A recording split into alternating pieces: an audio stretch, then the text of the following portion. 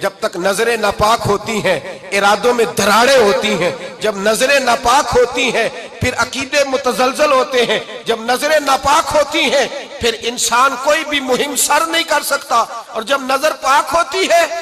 حضرت عبداللہ بن حذافہ جہاد کر رہے تھے، روم کے عیسائیوں نے گرفتار کر لیا، 1000 آدمی نے مل کے پکڑا، گرفتار نہیں ہوتے تھے صحابی، 1000 آدمی نے گھیرا ڈالا، گرفتار کر کے لے گئے، اور جب بادشاہ کے سامنے گئے تو وزیر کہنے لگا بادشاہ بندہ بڑے کام کا ہے، اگر ہمارے قابو آ گیا تو فائدہ دے گا۔ صحابی ہیں حضرت عبداللہ بن حذافہ، حضرت فاروق اعظم کا زمانہ ہے، اگر قابو آ گیا تو فائدہ دے گا۔ بادشاہ کہنے لگا کیوں، کیا خوبی ہے؟ کہنے لگے ہم 1000 آدمی تھے، یہ اکیلا قابو نہیں آ رہا تھا، 1000 آدمی تھے، اگر ہماری فوج میں شامل ہو گیا تو بہت بڑا جرنیل ملے گا۔ بادشاہ کہنے لگا کوئی مسئلہ نہیں، 2-3 چیزیں ہوتی ہیں بندے کو خریدنے کے لیے، خرید لیتے ہیں۔ بادشاہ کہنے لگا عبداللہ جتنی دولت تجھے چاہیے میں تجھے دے دیتا ہوں، میرے لشکر میں آ جا، معاذ اللہ اسلام چھوڑ دے۔ حضرت عبداللہ بن حذافہ کیا فرماتے ہیں بڑا تو بیوقوف ہے، میں نے دولت کمانی ہوتی تو مدینے میں بیٹھ کے تجارت کرتا، میں دولت کمانے نہیں نکلا، میں تو رسول اللہ کی رضا کمانے کے لیے نکلا ہوا ہوں۔ دولت کمانے ہوتی تو کسی مارکیٹ میں ہوتا، میدان میں آنا تھا، شہادت ہے مطلوب مقصود مومن، نہ مال غنیمت نہ کشور کشائی، یہ دولت تو لونڈی ہے رسول اللہ کے دروازے کی، یہ تو پیچھے پیچھے پھرتی ہے نبی پاک کے غلاموں، یہ کمانی ہوتی تو میں کسی مارکیٹ میں ہوتا، میدان میں تھوڑا ہوتا۔ عبداللہ بن حذافہ سے ایک دوسری چال چلی، کہنے لگے میاں عہدہ جو تجھے چاہیے، میں بادشاہ ہوں، میرے نیچے جو عہدہ تو کہے گا وہ تجھے مل جائے گا۔ حضرت عبداللہ بن حذافہ کہنے لگے شاید تجھے پتہ نہیں میری تعریف کیا ہے، شاید تو جانتا نہیں میری تعریف کیا ہے۔ کہا صاحب کی کیا تعریف ہے؟ کہنے لگے میں رسول اللہ کا صحابی ہوں، اور کائنات میں سب سے بڑا عہدہ مصطفیٰ کے صحابی ہونے کا عہدہ ہے۔ صحابہ وہ صحابہ تھے جن کی ہر صبح عید ہوتی تھی، خدا کا قرب حاصل تھا، نبی کی دید ہوتی تھی۔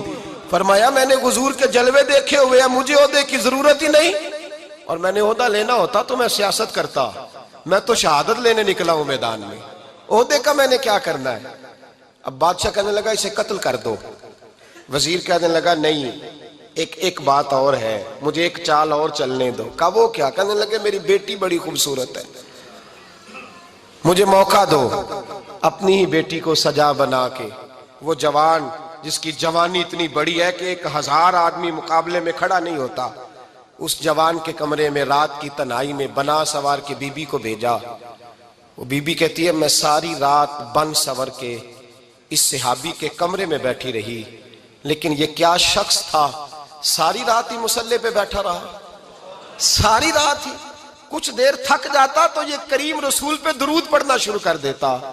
بی بی کہتی ہے سحری ہو گئی تو میں نے چھو کے دیکھا کہ انسان ہے کہ جن ہے، یہ بندہ ہے کہ فرشتہ ہے، چھو کے دیکھا۔ کہنے لگے پیچھے ہٹ جا۔ میں نے کہا میں نے تو سنا تھا تو 1000 کے مقابلے میں ہے، اور تو اتنا بے حس ہے کہ بنی سوری دلہن بیٹھی ہے، تو نے نظر نہیں کی؟ عبداللہ بن حذافہ، بی بی کہتی ہے نظر پھر نہیں اٹھائی، نظر پھر جھکی ہوئی ہے۔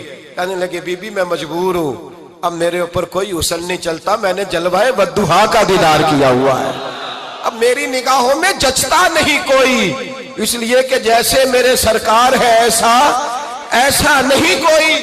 کبھی بھی اب نہیں کسی کا میرے اوپر جادو چلتا، میں نے مصطفیٰ کو، اور کہا ذرا پیچھے ہٹ کے بیٹھ، مجھے میرے رسول نے غیر محرم سے بچنے کا حکم دیا ہے، ذرا پیچھے ہٹ کے بیٹھ۔ سحری کا وقت تھا، وہ بی بی کہتی ہے اس نوجوان کے جملے میرا سینہ چیر گئے، کلیجہ پھٹ گیا، چیخ نکلی، میں کفر کے عالم میں روئی۔ میں نے کہا مجھے بتا تو صحیح، آخر یہ جذبہ کہاں سے ملتا ہے، آخر یہ روشنی تو میں نے دیکھی نہیں، کہاں سے آتی ہے؟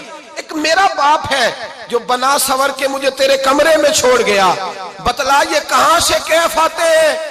تو عبداللہ بن حذافہ کہنے لگے اگر کیف لینا ہے تو تو بھی میرے مصطفیٰ کا کلمہ پڑھ جا، آجا دروازہ رسول پہ جھک جا، مل جائے گا۔ سویرے دروازے پہ باپ آیا بیٹی سے رزلٹ لینے، دروازہ کھولا تو بیٹی نقاب پہنے باہر آئی۔ باپ کہنے لگا کیا بنا؟ کہنے لگی پیچھے ہٹ جا، تو غیر محرم ہے، کافر ہے، میں مسلمان ہوں۔ اس نے کہا کیا ہوا؟ کہنے لگی تیرے جیسے کو باپ کہوں، تیرے جیسے کو جو مجھے استعمال کر رہا تھا، میں تجھے باپ نہیں مانتی، میں اب رسول والی ہو گئی ہوں، میں حضرت فاطمہ کی کنیزہ ہو گئی ہوں، میں اب نبی کریم کی خادمہ ہوں، خبردار میرے قریب نہ آنا۔ یہ دعو بھی ناکام ہوا۔ اب حضرت عبداللہ بن حذافہ کے سامنے موت کھڑی کی، ایک کڑا میں تیل گرم کیا، کہنے لگے تجھے اس میں جلایا جائے گا۔ حضرت عبداللہ بن حذافہ رضی اللہ تعالیٰ عنہ جب جلنے کے قریب ہوئے تو رونے لگے۔ روم کا بادشاہ کہنے لگا شاید ڈر گیا ہے، کہنے لگے اب سمجھ آئی ہے، اب تجھے پتا چلا ہے، چل آ جا۔ حضرت عبداللہ بن حذافہ کہنے لگے تو کافر ہے، تیری کافروں والی سوچ ہے، اس لیے نہیں رویا کہ موت سے ڈر گیا ہوں، میں تو اس لیے رویا ہوں کہ ایک جان ہے، وہ نبی پاک پہ قربان ہو رہی ہے، کاش رب مجھے 1000 جان دیتا، میں ساری مصطفیٰ پہ قربان کر دیتا۔ فاضل بریلوی فرماتے ہیں کروں تیرے نام پہ جاں فدا، نہ بس ایک جاں 2 جہاں فدا، اور میرا 2 جہاں سے بھی نہیں جی بھرا، میں کروں کیا کہ کروڑوں جہاں نہیں۔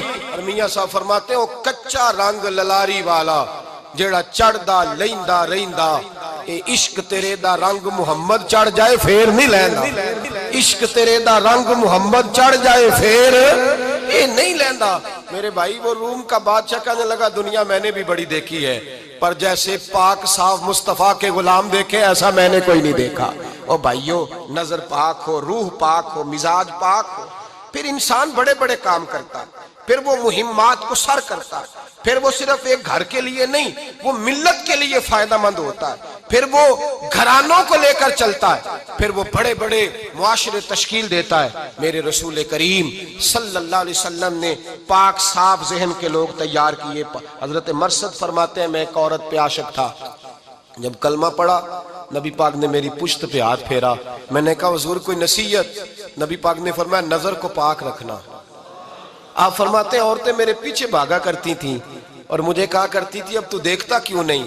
تو میں نے کہا پتا مجھے بھی نہیں، مصطفیٰ کی ایک نظر ہوئی ہے رب نے سارے محل کو چہل دور فرما دیے، سارا کچھ ہی بدل گیا۔ ملت کے جوانوں یاد رکھو اس بات کو، یہ پاکیزگی، یہ نظر، یہ پاکیزگی، یہ مزاج، یہ انسان سے بڑے کام کرا لیتی ہے، اور اگر تیری نظر ناپاک رہتی ہے پھر تو کچھ نہیں کر سکتا، پھر تیری زندگی ایک ایسے قید خانے میں قید ہو گئی ہے جو تجھے 2 قدم بھی نہیں چلنے دے گی۔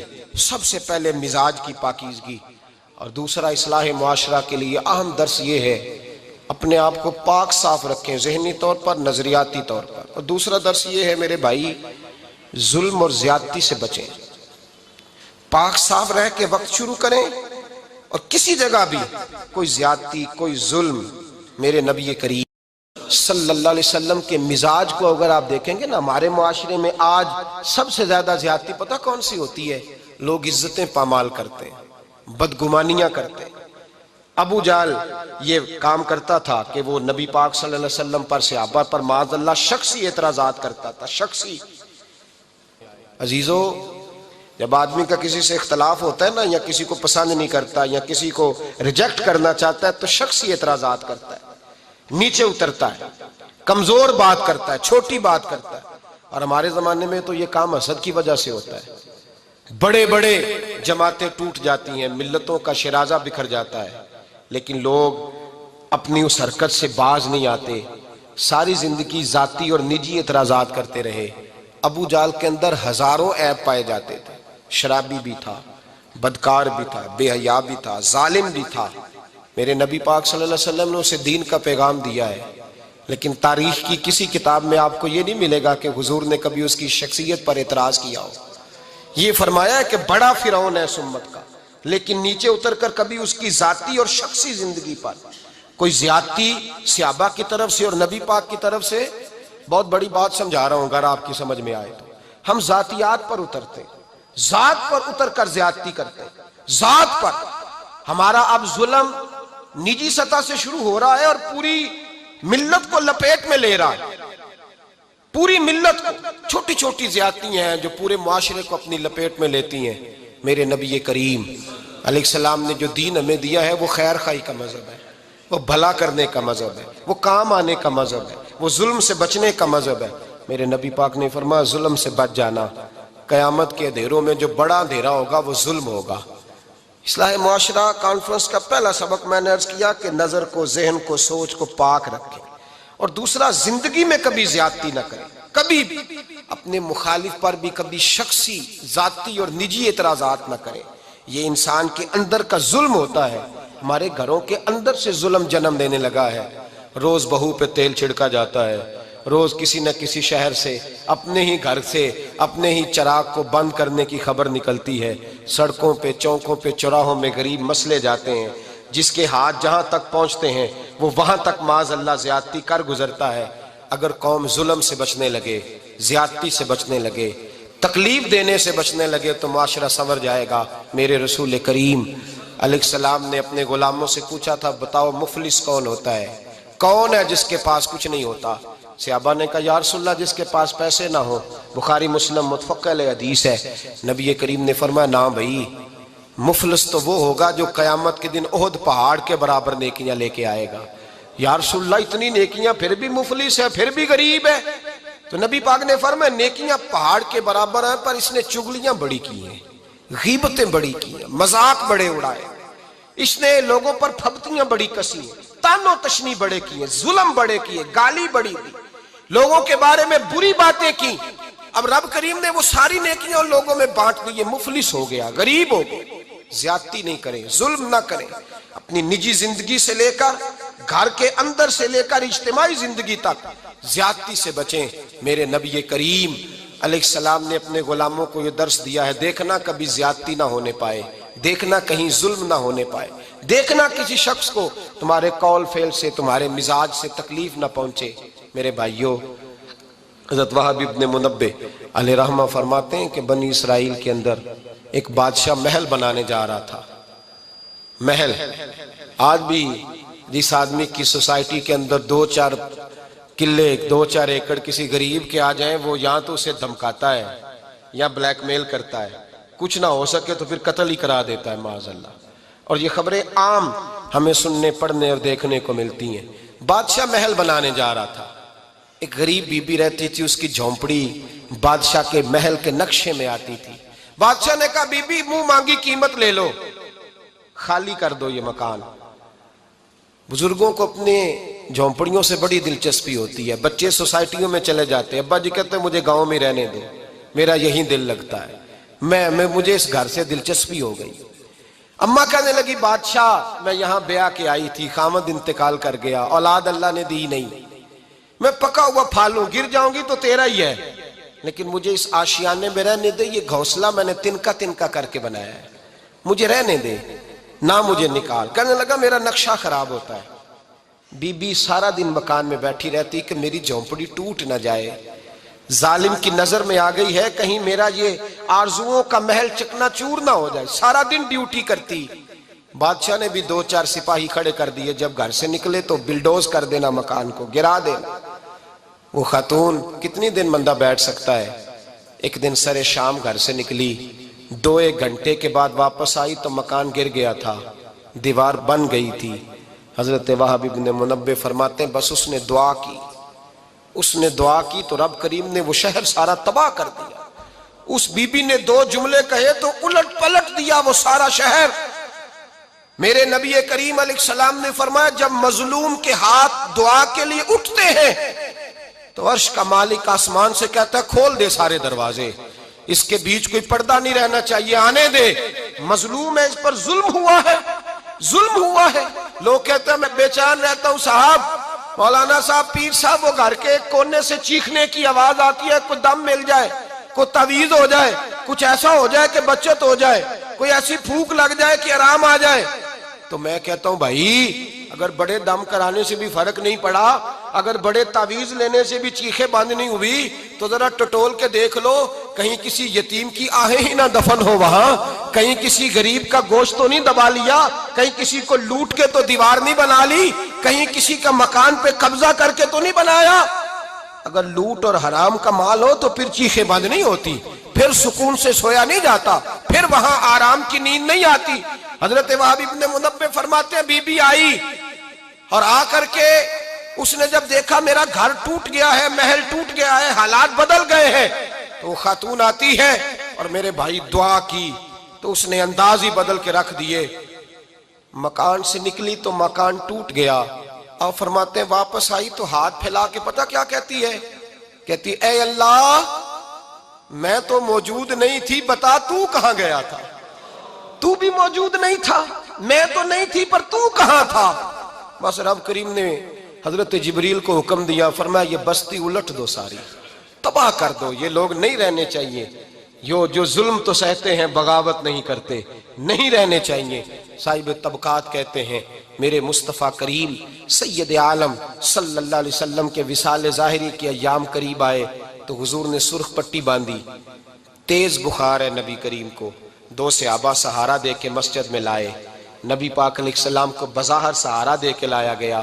کریم رسول نے لوگوں کو جمع کیا، حضور آج کیا ہونے والا ہے، آج کیا کہا جائے گا، آج کس لیے میٹنگ بلائی ہے؟ نبی کریم کے کل صحابہ جب مسجد میں جمع ہوئے تو کھچا کھچ مسجد بھری ہے، وصال ظاہری سے چند یوم پہلے کی بات۔ نبی پاک نے فرمایا آج تمہیں کوئی جہاد کی ترغیب نہیں دینی، آج کوئی نیا پیغام نہیں دینا، آج تمہیں بتانا ہے کہ رب نے اپنے بندے کو اختیار دیا ہے، چاہے تو دنیا میں رہے، چاہے تو اس کی بارگاہ میں حاضر ہو جائے۔ اس عبد نے بارگاہ ربوبیت کی طرف لوٹنے کا ارادہ کر لیا ہے۔ حضرت صدیق اکبر رونے لگے تو صحابہ نے کہا تمہیں کیا ہوا؟ کہنے لگے سمجھ نہیں رہے، کسی کی بات نہیں کر رہے، نبی پاک تو اپنی بات فرما رہے ہیں، اس نے جانے کا ارادہ کر لیا۔ سنیے میرے بھائی، محبوب پاک نے فرمایا بھائی کسی شخص کو میری طرف سے کوئی تکلیف پہنچی ہو تو بدلہ لے سکتا ہے، بدلہ لے سکتا ہے، کسی کو تکلیف پہنچی ہو۔ صحابہ پھوٹ کے رونے لگے، محبوبہ کرم ہی کرم ہوا ہے، رحمت ہی رحمت آئی، آپ کے بارے میں گمان کرنے والا بھی دائرہ ایمان سے نکل جائے گا۔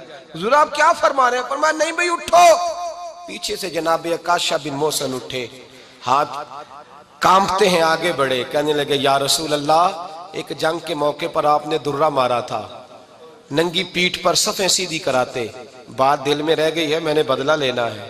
نبی کریم نے فرمایا بلال دوڑ کے جاؤ، فاطمہ کے گھر درہ پڑا ہے، درہ لاؤ۔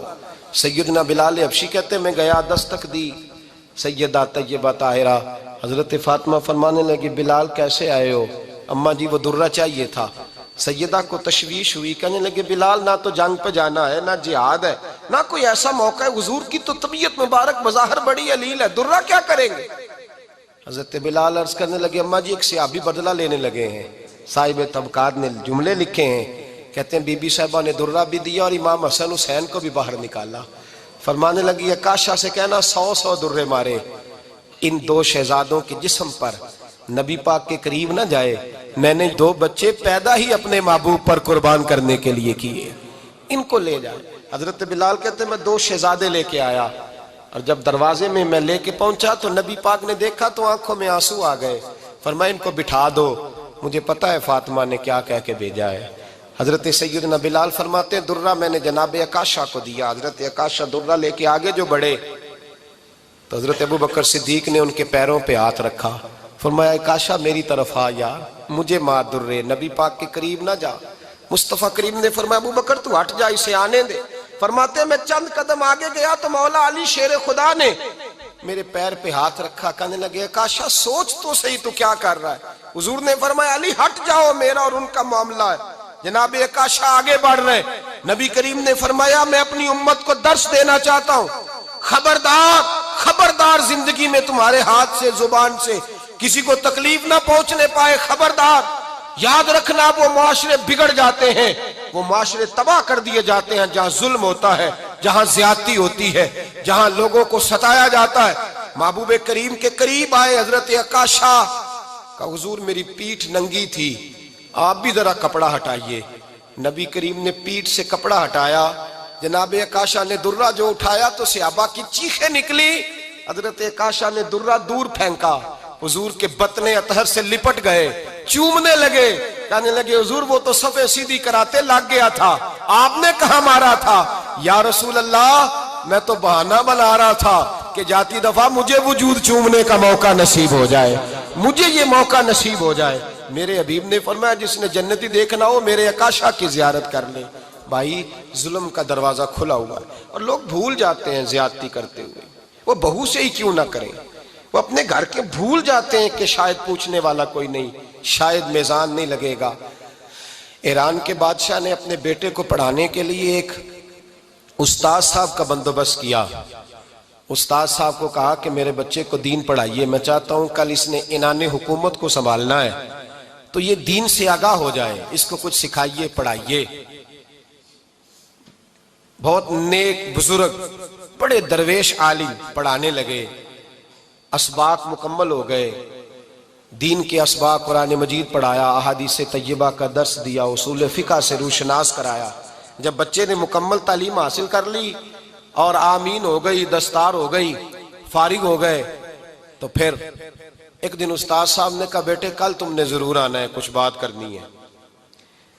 شہزادہ گیا ملنے استاد صاحب سے، استاد صاحب نے کنڈی لگا لی، ہاتھ میں درہ پکڑ لیا، مار مار کے پورے وجود کو زخمی کر دیا، کوئی غلطی نہیں، کوئی بات نہیں، مارا۔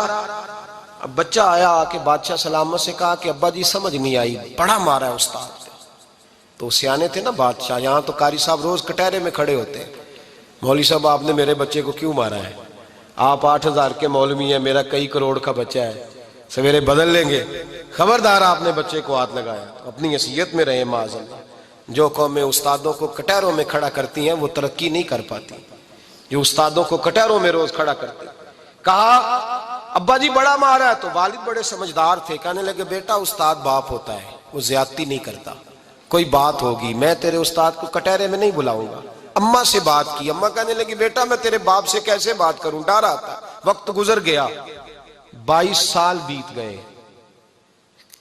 22 سال گزر گئے، بادشاہ کا انتقال ہوا، شہزادہ تخت پہ بیٹھا، پہلا حکم یہ دیا کہ میرے استاد کو بلاؤ، پہلا حکم۔ استاد جی بوڑھے ہو گئے تھے، چھڑی کے اوپر ٹیک لگا کے آئے اور بھویں سفید ہو کے جھک گئی تھیں، یوں آنکھ کھول کے بڑی مشکل سے دیکھا، کہنے لگے شہزادے حکم ہو۔ کب میں شہزادہ نہیں، اب میں بادشاہ بن گیا ہوں۔ استاد جی 22 سال بیت گئے، آپ نے مارا تھا، پر وہ درد چونکہ زیادتی کی تھی، میرا قصور کوئی نہیں تھا، تو نہ میری روح سے درد گیا ہے نہ میرے جسم سے گیا ہے، میں بے اختیار تھا، پوچھ نہیں سکتا تھا، آج با اختیار ہوا ہوں۔ سب سے پہلے پہلا حکم آپ کو دیا، بلایا ہے، بتائے کیوں مارا تھا، کیوں مجھے مارا تھا، میری زیادتی بتائے۔